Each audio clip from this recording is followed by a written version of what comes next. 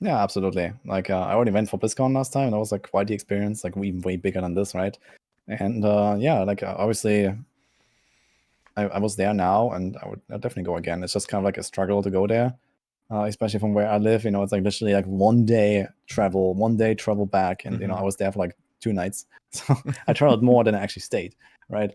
So that's kind of wild. And you know, for BlizzCon that is okay. For something like that, it's kind of rough. But okay, this is how it is. Yeah. And I would definitely come back, you know, for like whatever. That's cool, even though it means like I basically sacrifice like a holiday or something for me, because you know usually I'm here like every day, and I basically never take days off, almost never go on vacation. Sometimes here and there, and this kind of like replaced the vacation for me now. But it was a cool one as well.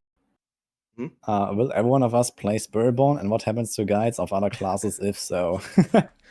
So Oh, I guess I'm probably like the one to answer that, and that's yeah. I said to everyone on the D4 Maxwell team, okay, guys, you can go play the Spiritborn when it comes out. And I understand everyone wants to have fun, but of course you're not going to neglect the other classes. We still have Macro on the Necro, and Condis on the Barb and whatever. So we're definitely gonna make sure that once the dust kind of settles in like the first week or something, we're gonna update as much as we can, and then kind of like go from there, and make sure that everyone gets a bit of time trying to the new class, the new thing, and then maybe they can like switch between them and their main or something. So that's kind of the idea, I guess. But like always, I'll play all the classes every season.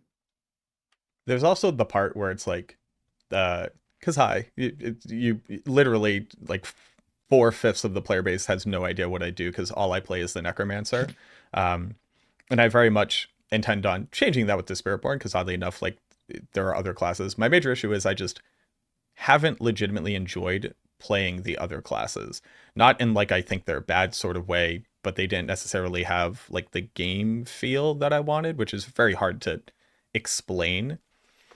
But y'all know, with a class that changes every single skill based off of which spirit you've chosen and changes its mechanics, all you're going to see out of me is sitting in New Kuros Bazaar at the target dummy, just being like, boop, boop, boop, boop, boop. This doesn't work. Check it off the list. Boop, boop, boop. This one does.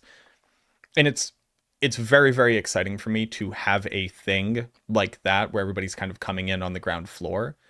You know, people are like, oh, you got to go play the Sork. We need you to go make Excel sheets about the Sork. I'm like, first off, some of the smartest people ever play the Sork. Northie is over there playing the Sork. I promise you, he's already tested it.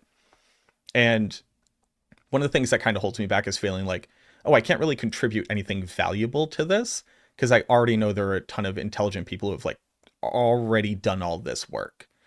This is like a brand new thing that lets me experience that discovery period in a video game again. And I'm really excited for that.